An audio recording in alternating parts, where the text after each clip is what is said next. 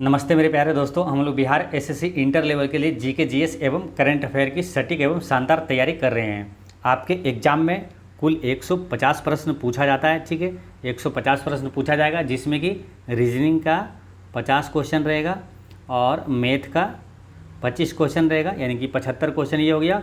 और GK GS का total, GK GS का यानी कि जीके जीएस में जेके और जनरल साइंस और करंट अफेयर, यानी कि जीके जीएस का टोटल 75 प्रश्न पूछा जाएगा। यानी कि आप देख सकते हैं कि जीके जीएस का काफ़ी वेटेज ज़्यादा है ना। टोटल 75 नंबर आपका जीके जीएस का आएगा। और जीके जीएस में एक चीज़ ये होता है कि अगर इसकी तैयारी आप अच्छे तरीके से कर लेते हैं तो आपको कम समय में ये अच्छे मार्क्स देता है, यानी कि इसमें टाइम नहीं लगता है। आपको जानकारी है तो टिक करते जाइए, ठीक है। इसलिए ये काफ़ी महत्वपूर्ण चैप्टर हो जाता है, आपका सिलेबस का काफ़ी महत्वपूर्ण हिस्सा है ये जीके जीएस, है ना। 75 क्वेश्चन सिर्फ इससे आता है, ठीक है। और रीजनिंग भी काफ़ी महत्वपूर्ण है। रीजनिंग में क्या है कि आप अगर रेगुलर प्रैक्टिस करते हैं तो आप इसमें क्या सही होने की ज़्यादा चांसेस रहते हैं, तो आप है ना 45 से 48 नंबर इसमें आराम से ला सकते हैं।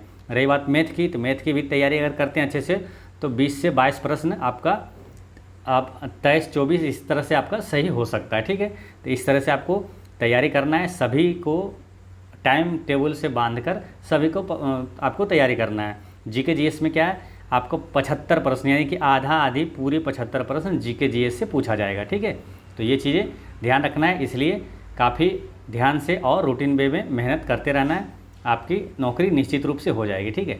तो चलिए आज हम लोग केमिस्ट्री का पार्ट 6 वीडियो देखेंगे। जो लोग नए जुड़े हैं वो पीछे का वीडियो प्ले लिस्ट में जाकर ज़रूर देख लें। चलिए शुरू करते हैं।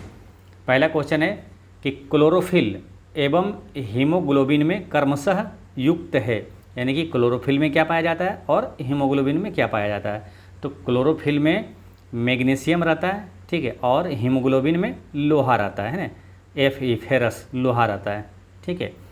जो पत्तियों का हरा रंग जो होता है वो क्लोरोफिल के कारण ही होता है ना। पत्तियों का हरा रंग ये क्लोरोफिल के उपस्थिति के कारण होता है। और क्लोरोफिल में जो है वो तत्व कौन सा, धातु कौन सा पाया जाता है, तो मैग्नीशियम पाया जाता है। और रक्त का जो लाल रंग है वो हीमोग्लोबिन के कारण होता है। और हीमोग्लोबिन में क्या पाया जाता है, तो हीमोग्लोबिन में लोहा पाया जाता है, ठीक है। तो ये चीज़ें ध्यान रखना है। क्वेश्चन यहाँ से 3-4 क्वेश्चन बन जाता है, ठीक है। जैसे पत्तियों का हरा रंग किसके कारण होता है, तो क्लोरोफिल के कारण। रक्त का जो रंग लाल होता है वो किसके कारण, हीमोग्लोबिन के कारण। क्लोरोफिल में कौन सी तत्व की उपस्थिति होती है, तो मैग्नीशियम की। हीमोग्लोबिन में तो वो फेरस यानी कि लोहा की उपस्थिति होता है, तो ये ध्यान रखना है।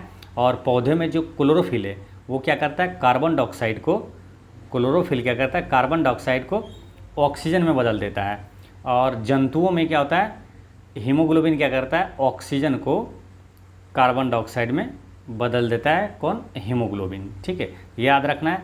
और हीमोग्लोबिन जो है आरबीसी में प्रोटीन है, ठीक ना। आरबीसी में मौजूद एक प्रोटीन होता है जो कि शरीर के अंदर ऑक्सीजन का परिवहन करता है। यानी कभी क्वेश्चन ऐसे भी पूछा जाता है कि शरीर में ऑक्सीजन का परिवहन कौन करता है, तो आरबीसी करता है। आरबीसी ऑप्शन में नहीं रहता है, आरबीसी अगर ऑप्शन में नहीं है तो हीमोग्लोबिन आंसर आप देंगे, ठीक है, क्योंकि आरबीसी में उपस्थित रहता है हीमोग्लोबिन और हीमोग्लोबिन ही ऑक्सीजन का परिवहन करता है, ठीक है। अब बात करते हैं मैग्नीशियम और लोहा का हो गया। रही बात कैल्शियम की, है ना। कैल्शियम से एक क्वेश्चन ये आता है कि न्यूलैंड का अष्टक नियम किस तत्व तक सही है, किस तत्व तक सही है, तो वो है कैल्शियम तक सही है, ठीक है। और कैंसर के उपचार में किस तत्व के समस्थानिक का उपयोग किया जाता है, तो कोबाल्ट के समस्थानिक का उपयोग किया जाता है। कैंसर के उपचार में कोबाल्ट 60 का प्रयोग किया जाता है, ठीक है। अच्छा, पृथ्वी के क्रोड यानी कि पृथ्वी का कोर जो है वो किस तत्व से बना है, तो निकेल और लोहा का बना होता है पृथ्वी का क्रोड, ठीक है। तो ये भी याद रखना है, काफ़ी इंपॉर्टेंट क्वेश्चन है। पृथ्वी का क्रोड जो है नीफे, है ना, निकेल और फेरस से बना होता है। नेक्स्ट है कि अंतर्राष्ट्रीय इकाई पद्धति के अनुसार रेडियो एक्टिविटी की इकाई क्या है, यानी कि रेडियो सक्रियता की इकाई क्या है, तो वेकुरेल है। क्योंकि रेडियो सक्रियता की खोज किसने किया था, तो हेनरी वेकुरेल ने किया था, तो उन्हीं के नाम पर ये रेडियो एक्टिविटी की इकाई रखा गया है, वेकुरेल, ठीक है। अच्छा, रेडियम की खोज और पोलेनियम की खोज किया था, ये मैडम क्यूरी ने किया था, ठीक है।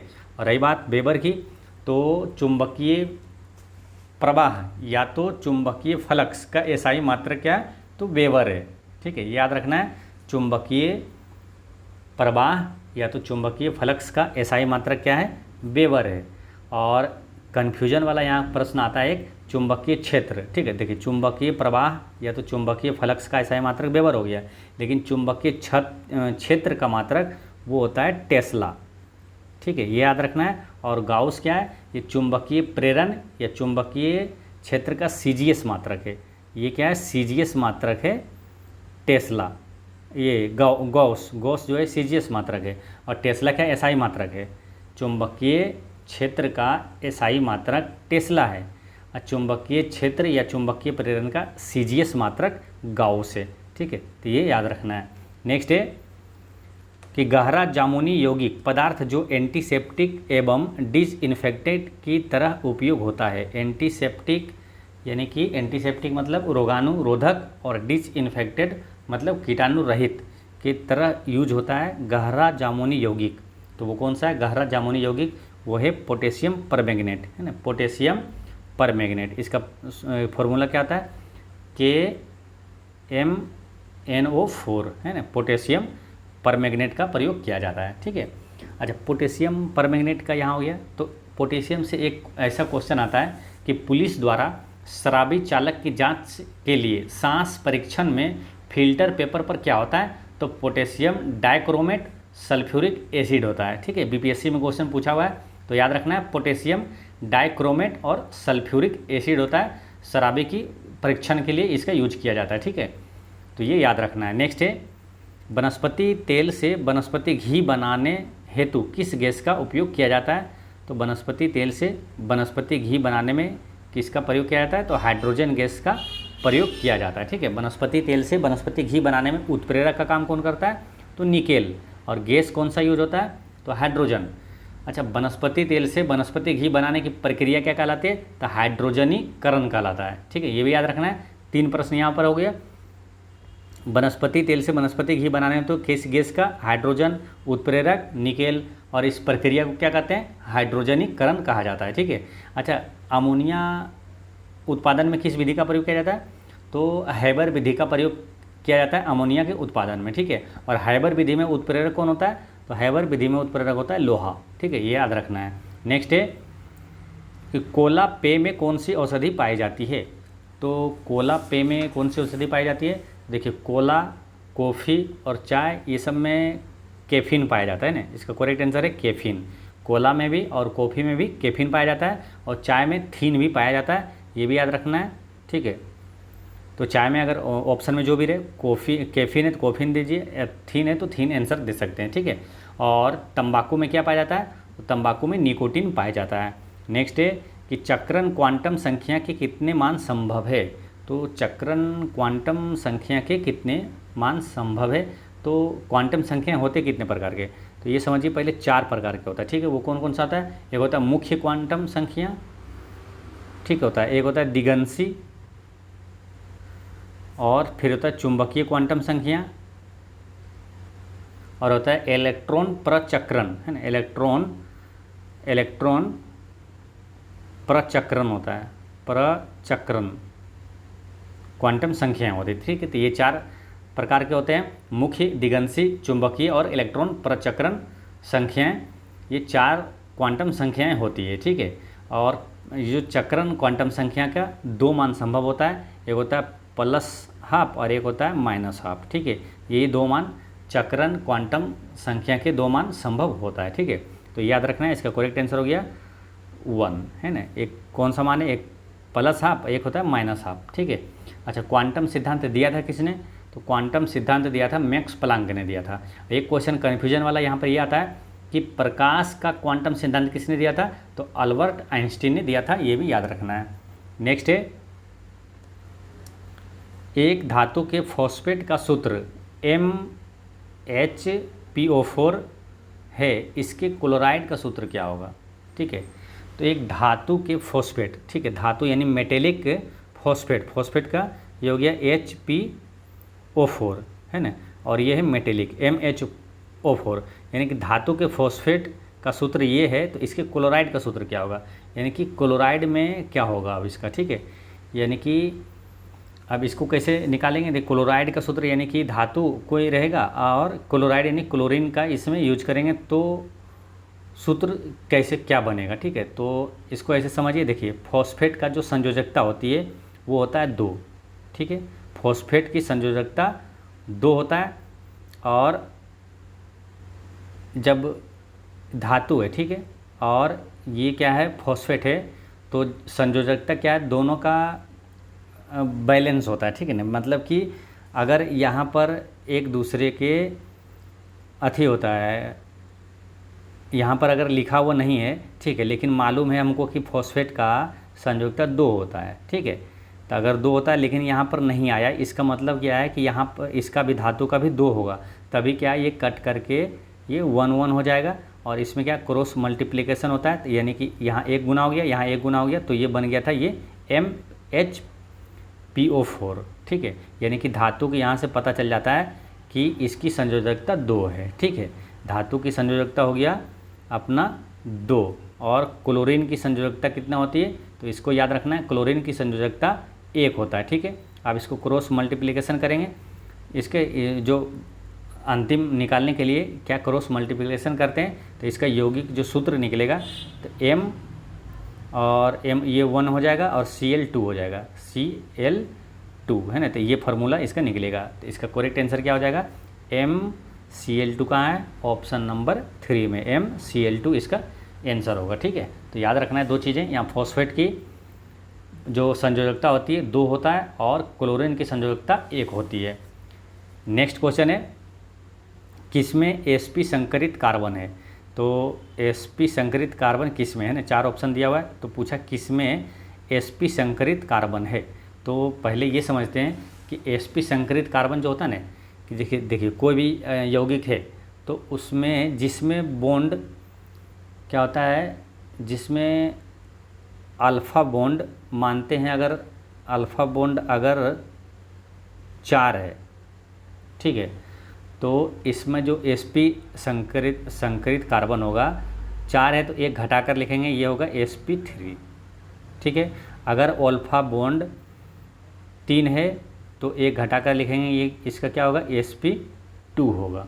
ठीक है, और अगर अल्फ़ा बॉन्ड 2 है तो इसका क्या होगा sp होगा, एक घटा के। ठीक है, यहाँ 2 है तो एक घटा के, अब अल्फ़ा बॉन्ड 1 नहीं होता है। ठीक है, तो इतना ध्यान रखना है, बस इतना होता है, तो एक घटा के लिखते हैं, तो जो भी फॉर्मूला दिया हुआ रहेगा उसमें देखेंगे अल्फ़ा बॉन्ड कितनी है, तो वही इसमें से चेक करेंगे कि sp संकरित कौन सा है ना, एक होता है sp हो गया, एक sp2, एक sp3।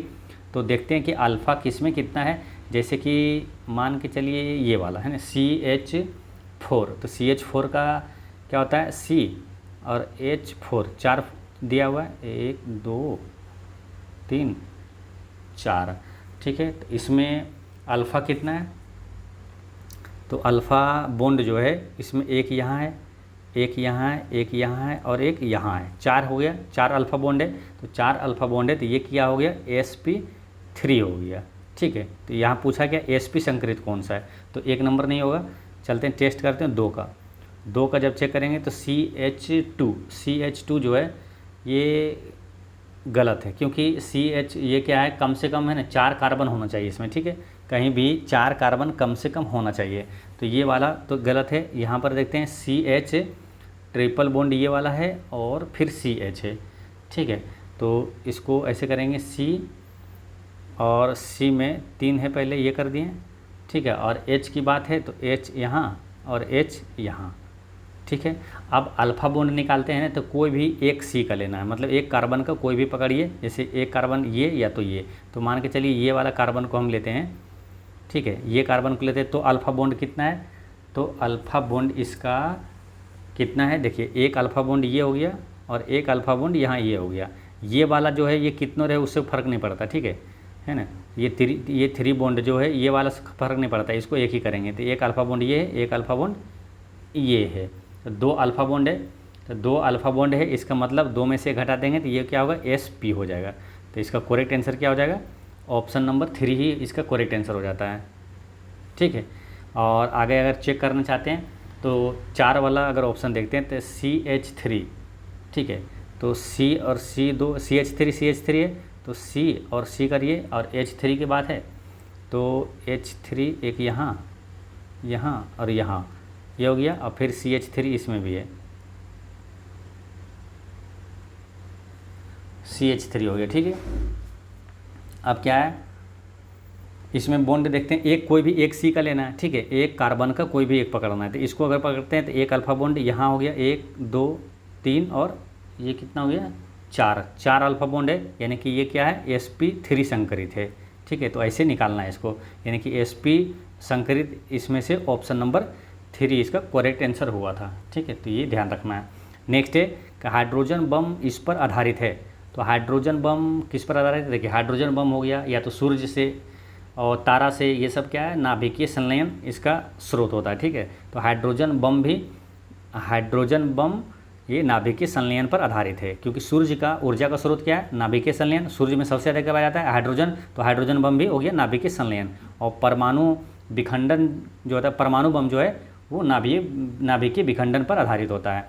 नेक्स्ट है कि इसका ऑक्सीकरण अंक सदैव -1 होता है। तो किसका ऑक्सीकरण अंक सदैव -1 होता है, तो देखिए एक है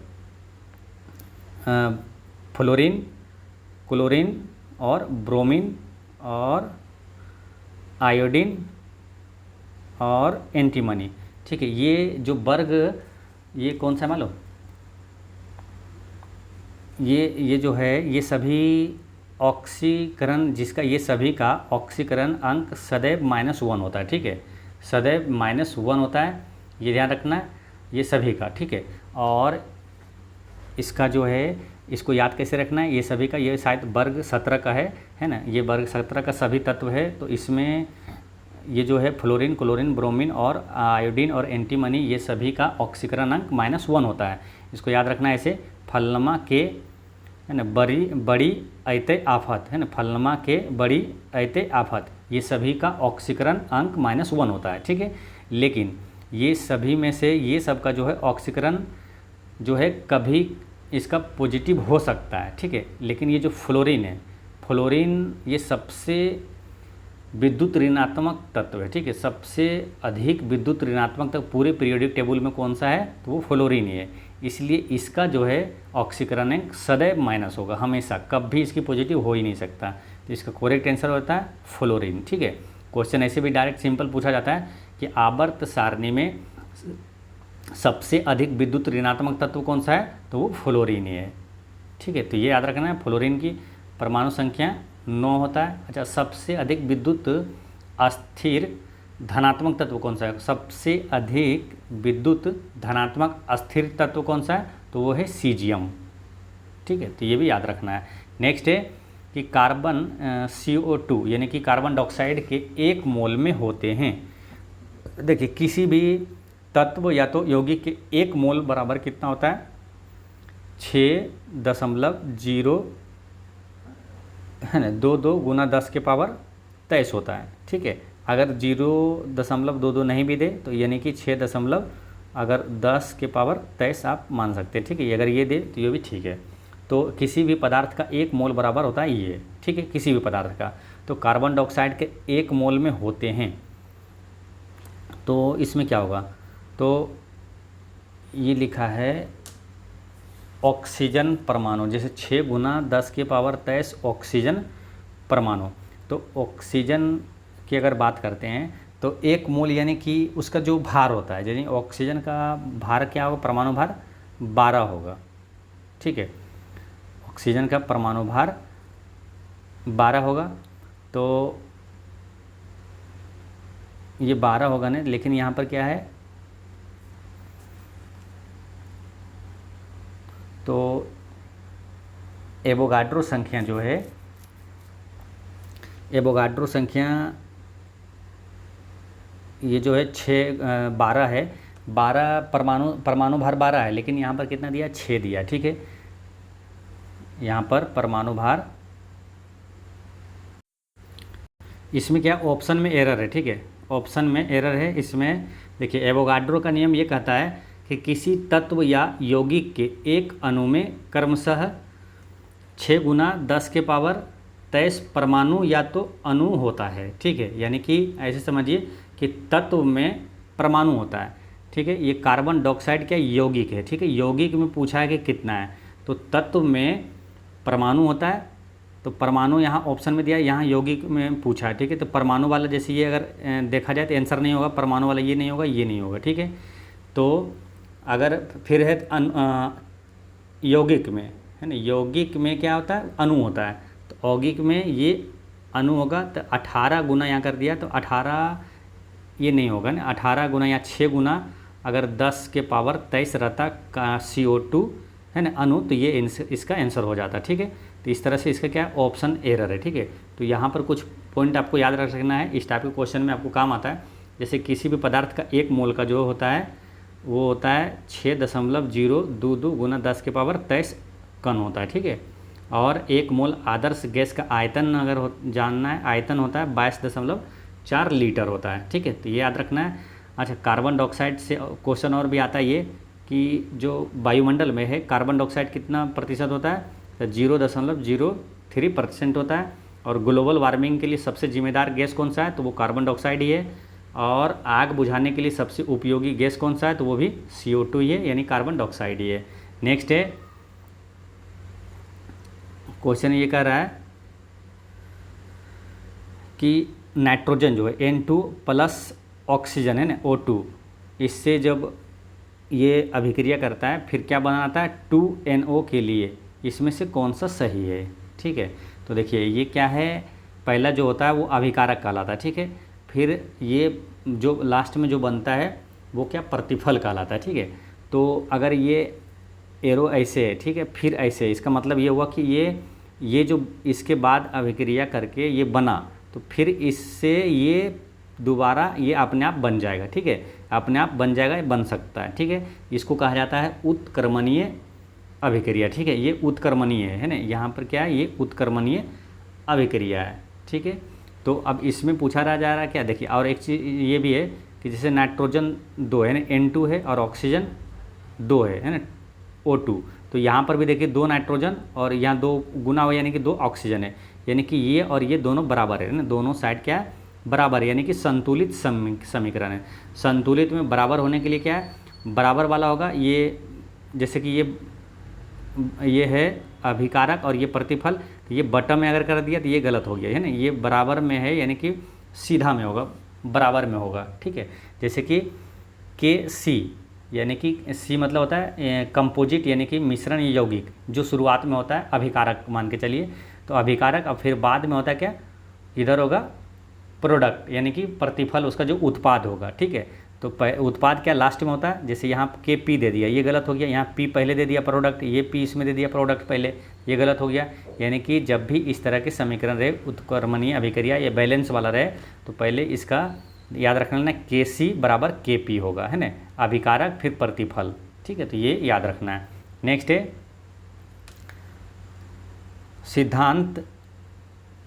सिद्धांत डेल्टा AP होगा ना, सिद्धांत AP डेल्टा AP और AX greater than equal to H/4 pi है, ठीक है। तो ये जो है ये सिद्धांत किसका है, ठीक है, ये पूछा जा रहा है, ये सिद्धांत किसका है। तो इसका आंसर क्या हो जाएगा, डेल्टा P है। ये जो A लिखा है ना, ये A नहीं, डेल्टा है ना, डेल्टा P और डेल्टा X जो है, डेल्टा X ये ग्रेटर देन है H/4 पाई के लिए, ये किसका सिद्धांत है, तो ये सिद्धांत है ना, ये है हाइजेनबर्ग अनिश्चितता का सिद्धांत है ना, हाइजेनबर्ग अनिश्चितता का सिद्धांत है, तो इसे याद रखना है। नेक्स्ट है कि C6H14 के कितने अचक्रीय श्रृंखला समावयवी है, ठीक है। तो यहाँ मेन ध्यान रखना है, और जो है ये यौगिक है, इसका समावयवी कितना है, ठीक है। तो इसको कैसे निकालते हैं, देखिए ये C6H14 है, तो ये निकाला जाता है समावयवी कैसे, तो एल्केन के थ्रू निकाला जाता है, और एल्केन से ही पूछा जाता है, ठीक है। तो एल्केन है या नहीं है कैसे पता करेंगे, तो एल्केन का फॉर्मूला क्या होता है, CN और H2N+2, यानी कि पहला जो CN जो संख्या है, इसका 2 गुना +2 रहेगा, ठीक है, यानी कि 6 है, ये 6 दूनी 12 आप +2 देखिए 14 है, यानी कि ये एल्केन है, ठीक है। एल्केन है। अब इसका समावयवी कितना है वो कैसे निकालना है, तो देखिए समावयवी निकालने के लिए, एल्केन में समावयवी निकालने के लिए एक फॉर्मूला होता है और इसको याद रखना है 2n-4 + 1, ठीक है, 2n-4 + 1। तो n का मान कितना है 6, 6 में से 4 घटा 2, यानी कि 2 के पावर 2 यानी 4 और +1 तो कितना हो गया 5, यानी कि इसका जो है समावयवी संभव कितना है 5। इसका करेक्ट आंसर कितना हो गया 5। आपको अगर कुछ भी पूछा जाए इस टाइप के क्वेश्चन, जैसे अगर आपका आगे ब्यूटेन का निकालिए समावयवी कितना है, तो ब्यूटेन का फॉर्मूला होता है C4 और H10। तो कार्बन का सिर्फ ये लेना है C4N, यहाँ से निकालना है n का मतलब, यानी कि 2n, n का मान कितना है 4, 2n-4 होता है, ठीक है, 2n-4 होता है +1। तो ये 4 में से 4 चला गया कितना हुआ 0, और किसी पर भी 0 हो जाता है उसका मान कितना होता है 1। तो ये हो गया 1 और 1 कितना हो गया 2, यानी कि ब्यूटेन का समावयवी कितना हो गया 2 हो गया। अगर पूछा जाए आपसे पेप्टेन का निकालिए, तो पेप्टेन में क्या होता है C5 और H12, यानी है ना H12 H12, तो C5, n का मान क्या 5 हो गया। तो फॉर्मूला क्या होता है 2n-4 + 1, तो 2n कितना है 5, 5 में से 4 घटा देंगे 1, तो कितना बचेगा, यानी कि 2 के पावर 1 यानी 2, 2 और 1 3, यानी कि इसका पेप्टेन का क्या हो गया समावयवी 3 हो गया। तो ठीक है, इस तरह से कुछ भी पूछे तो आप निकाल दीजिएगा, ठीक है। तो यहाँ पर इसका आंसर क्या हो गया था, तो 5 हो गया था ना। इसका C6H14 का समावयवी कितना है, तो वो है 5 है ना। चलिए नेक्स्ट है कि NaCl यानी कि सोडियम क्लोराइड में यह बंध है। तो सोडियम क्लोराइड में कौन सा बंध है, तो इसमें है आयनिक बंध, ठीक है। देखिए अगर धातु है पहले, ठीक है, और उसके बाद क्या है अधातु है, धातु और अधातु से वो क्या है आयनिक बनता है, ठीक है, आयनिक। और अधातु अधातु अगर रहेगा, ठीक है, अधातु अधातु का रहेगा तो वो सहसंयोजी होगा, ठीक है, जैसे H2O है ना, हाइड्रोजन और ऑक्सीजन, ठीक है, जैसे कार्बन डाइऑक्साइड और अमोनिया, ये सब क्या है सहसंयोजी बंध है, ठीक है। तो ये ध्यान रखना है, धातु से अधातु रहेगा, यानी कि सोडियम और क्लोराइड है, धातु से अधातु तो वो आयनिक रहेगा। तो ये हो गया इसका आंसर आयनिक हो गया। और एक आता है हाइड्रोजन बंध। हाइड्रोजन बंध में क्या होता है, हाइड्रोजन बंध का आपको याद रखना है उदाहरण ये है H2O है ना, जल और अमोनिया, ये सब हाइड्रोजन बंध ही है, अमोनिया और हाइड्रोजन फ्लोराइड है, ये तीन ही हाइड्रोजन बंध है जिससे एग्जाम में पूछा जाता है। तो इसमें क्या रखना है, हाइड्रोजन के साथ क्या है, देखिए हाइड्रोजन के साथ एक O है और एक H है और एक F है, ठीक है। हाइड्रोजन जैसे ये हो गया जल और अमोनिया, और हाइड्रोजन क्या हो गया हाइड्रोजन सल्फाइड है ना, हाइड्रोजन फ्लोराइड FHF, सॉरी यानी HF यानी हाइड्रोजन फ्लोराइड हो गया। यानी कि ऐसे आप याद रखिए इसको, F ऑक्सीजन, F से हो गया फ्लोराइड, ऑक्सीजन और ये नाइट्रोजन, ठीक है। तो यानी कि इसको याद रखिए, ये जब भी हाइड्रोजन बंध में FON ये रहेगा तो ध्यान रखना है ना, फ्लोराइड, ऑक्सीजन और नाइट्रोजन, ठीक है। तो इससे हाइड्रोजन बंध बनेगा, ठीक है। ऑप्शन में जैसे कि आपको हाइड्रोक्लोरिक अम्ल भी दे देगा है ना, तो हाइड्रोजन इससे या तो ये इस पे नहीं है तो ये नहीं होगा, ठीक है, ये हाइड्रोजन बंध नहीं है, ठीक है। तो ये ध्यान रखना है। नेक्स्ट है कि कितने प्रकार की क्वांटम संख्याएं होती है। तो क्वांटम संख्या पीछे बताएं कितने प्रकार के, 4 प्रकार का होता है। कौन कौन, मुख्य, दिगंशी, चुंबकीय और इलेक्ट्रॉन प्रचक्रण होता है। क्वांटम सिद्धांत किसने दिया था, मैक्स प्लैंक ने, और प्रकाश का क्वांटम सिद्धांत आइंस्टीन ने दिया था। नेक्स्ट है कि निम्न में से कौन पुरातत्वीय लकड़ी की आयु निर्धारण करने में प्रयोग किया जाता है। पुरातत्वीय लकड़ी यानी प्राचीन लकड़ी जो वो जीवाश्म हो गया ना, जीवाश्म की आयु किससे प्राप्त किया जाता है, कार्बन 14 से प्राप्त किया जाता है, ठीक है, कार्बन 14 से प्राप्त किया जाता है जीवाश्म की आयु। और एक क्वेश्चन आता है कि पृथ्वी की आयु कैसे ज्ञात किया जाता है, तो पृथ्वी और चट्टान की आयु यूरेनियम 235 से यूरेनियम काल निर्धारण से ज्ञात किया जाता है। नेक्स्ट है कि कौन सा समीकरण चार्ल्स नियम को प्रकट करता है। तो चार्ल्स नियम को प्रकट कौन सा करता है, तो ऑप्शन नंबर 3 हो गया, V समानुपाती T होगा, ठीक है, V समानुपाती T होगा, ठीक है। इसको बताए थे पीछे वीडियो में, काफ़ी डिटेल में इसको बताए थे आपको कि जो इसको निकालना आसानी कैसे होता है। ये फॉर्मूला याद रखिए, मतलब कि ये में अगर आप याद रखते हैं, दिमाग में रहता है तो आप आसानी से निकाल सकते हैं। यहाँ पर P प्रेशर हो गया, V यहाँ वॉल्यूम आयतन हो गया, और टेम्परेचर हो गया। यहाँ हो गया बीच में देखिए यहाँ BCG यानी कि बॉयल का नियम है ना, चार्ल्स का नियम और गेलू-साक का नियम। अब क्या होता है देखिए, यहाँ पर क्या चार्ल्स का नियम पूछा था। देखिए चार्ल्स का नियम है तो इसके सामने वाला जो रहेगा वो नियत रहेगा, ठीक है। ये सामने वाला जो है वो नियत रहेगा और बाकी जो हो गया जैसे 3 है ना, यहाँ आयतन है, यहाँ पर क्या है ये टेम्परेचर हो गया और ये प्रेशर दाब हो गया। यानी कि चार्ल्स का नियम में ये क्या होगा, ये साइलेंट हो गया दाब, यानी कि आयतन और टेम्परेचर भी समानुपाती टी होगा। तो भी समानुपाती यहाँ टी इसका आंसर हो गया। तो भी समानुपाती टी ये क्या हो गया, चार्ल्स का नियम पूछा था, ठीक है। बॉयल का नियम में क्या हो जाएगा, बॉयल का नियम में ये अथी रहेगा, नियत रहेगा टेम्परेचर, टेम्परेचर नियत रहेगा यानी कि पी और व्युत्क्रमानुपात होता है आयतन का, पी और ये वाला है व्युत्क्रमानुपात होता है आयतन का। और गेलुसाक का नियम क्या है, गेलुसाक के नियम में ये वाला आपका नियत रह जाएगा आयतन, नियत आयतन नियत रहेगा यानी कि दाब और किसका आ जाएगा, टेम्परेचर का, है ना। दाब टेम्परेचर के समानुपाती होता है, ठीक है। तो ऐसे ध्यान रखना है इसको। नेक्स्ट है, इसमें 6 × 10⁻23 परमाणु नहीं है। 6 × 10⁻, जो 23 है परमाणु किस में रहेगा। देखिए किसी भी पदार्थ का मोल, 1 मोल बराबर होता है 6 × 10⁻23 परमाणु होता है, ठीक है। तो किसी भी तत्व का, ठीक है। तो जैसे कि ये हाइड्रोजन लेते हैं, हाइड्रोजन को परमाणु भार कितना होता है, 1 होता है, ठीक है।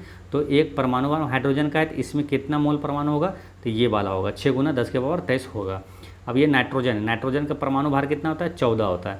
नाइट्रोजन का 14 परमाणु भार बराबर क्या होता है, 1 मोल बराबर होगा इसमें, यानी कि 1 मोल जो है ये जरूर होगा इसमें, ठीक है। अब जैसे कार्बन का परमाणु भार होता है 12 होता है, ठीक है। तो 12 में ये मिलेगा, ठीक है, 6 में नहीं मिलेगा। यहाँ क्या लिख दिया, 6 ग्राम कार्बन में ये मिलेगा, तो नहीं, 1 मोल बराबर होता है इतना होता है, ठीक है। तो 12 ग्राम जो होता है इसका परमाणु भार ये कार्बन का, वो 1 मोल के बराबर होता है, ठीक है। तो ये 6 में लिख दिया, तो इसमें क्या इतना नहीं होगा, इससे आधा होगा, इसलिए ये वाला आंसर गलत हो जाता है, ठीक है। जैसे आप क्लोरीन का बात करते हैं, क्लोरीन का परमाणु भार होता है 35.5 होता है, तो 35.5 ग्राम क्लोरीन में ये वाला मिल जाएगा, ठीक है। तो ये ध्यान रखना है। नेक्स्ट क्वेश्चन है कि एप्सम लवण इसका यौगिक है। तो एप्सम का सूत्र क्या होता है, एप्सम का सूत्र होता है MgSO4 × 7H2O। तो ये क्या है, मैग्नीशियम है। तो ये मैग्नीशियम, एप्सम लवण किसका, मैग्नीशियम का यौगिक है ना, मैग्नीशियम का। तो Mg इसका करेक्ट आंसर हो गया मैग्नीशियम। नेक्स्ट है कि जर्मन सिल्वर में होता है। तो जर्मन सिल्वर में कई बार आपको बताएं, पीछे भी क्वेश्चन आया था। तो क्या होता है, जो पीतल होता है ना, पीतल यानी कि किसका मिश्रण होता है, पिताजी बताए थे ना, तांबा और जिंक। तो पीतल का जो है उसमें निकेल अगर मिला देते हैं, निकेल मिला देते हैं तो वो जर्मन सिल्वर बन जाता है ना। तांबा और जिंक में निकेल मिला देते हैं तो जर्मन सिल्वर बनता है। तो इसमें तांबा, जर्मन सिल्वर में तांबा भी है ना, और जिंक भी है और निकेल भी है। तो यहाँ निकेल भी ऑप्शन में दिया हुआ है, यानी इसका आंसर हो जाता है 1 और 3 दोनों होगा इसका आंसर, ठीक है ना। जर्मन सिल्वर में तांबा और निकेल दोनों पाया जाता है, ठीक है। और पीतल में तांबा और जिंक पाया जाता है। और एक होता है कांसा, कांसा में क्या पाया जाता है, टीन और तांबा पाया जाता है ना, काटता, उसे याद रखना है, काटता, यानी कांसा में टीन और तांबा पाया जाता है। नेक्स्ट है कि संपर्क विधि इसके निर्माण में प्रयोग होती है। तो संपर्क विधि में किसका निर्माण किया जाता है, तो सल्फ्यूरिक अम्ल बनाने में संपर्क विधि का यूज किया जाता है, और अमोनिया बनाने में हैबर विधि का प्रयोग किया जाता है ना। तो इस तरह के आपको पीछे भी बताया हुआ है। नेक्स्ट है कि भारी जल का रासायनिक नाम है। तो भारी जल का रासायनिक नाम क्या है ना, ड्यूटेरियम ऑक्साइड। भारी जल का रासायनिक नाम है ड्यूटेरियम ऑक्साइड है। और इसका अणु कितना होता है, तो अणु कितना हो जाएगा, है ना, ये ऑक्सीजन है 8 दूनी 16 और प्लस ड्यूटेरियम यानी कि जो हाइड्रोजन का समस्थानिक है दूसरा, है ना। ड्यूटेरियम क्या, पहला होता है प्रोटियम, दूसरा ड्यूटेरियम, तो यानी कि इसका परमाणु भार ये 4 है, यानी कि 20 अणु होता है। D2O में 20 अणु होता है, यानी भारी जल का अणु कितना होता है, अणुभार, तो 20 अणुभार इसका होता है। परमाणु रिएक्टर में मंदक के रूप में कौन कार्य करता है, तो भारी जल ही करता है, और ग्रेफाइट भी करता है। नेक्स्ट है कि आशा की धातु है। तो आशा की धातु किसे कहा जाता है, तो यूरेनियम को आशा की धातु कहा जाता है। और पिच ब्लेंड किसका अयस्क है, तो यूरेनियम का अयस्क है। मोनाजाइट किसका अयस्क है, तो मोनाजाइट थोरियम का अयस्क है, ठीक है। और गेलेना सीसा का अयस्क है। अच्छा, भविष्य, जैसे कि ये आशा की धातु हो गया, ये यूरेनियम, भविष्य का ईंधन किसे कहा जाता है, तो हाइड्रोजन को भविष्य का ईंधन कहा जाता है। नेक्स्ट है कि बेकिंग पाउडर के रूप में किसका उपयोग किया जाता है।